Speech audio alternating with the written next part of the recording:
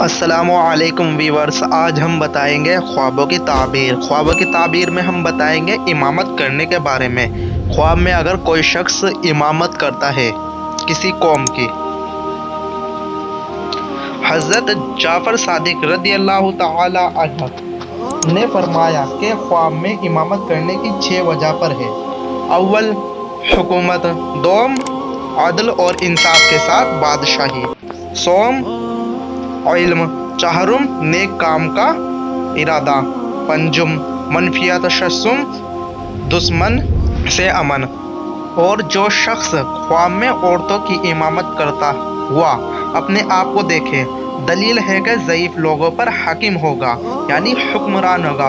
और अगर देखे कि इमाम आसमान से उतरा है और वो जमात का इमाम बना है, तो दलील है कि उस ज़मीन पर खुदा ताला की रहमत नाजिल हुई है।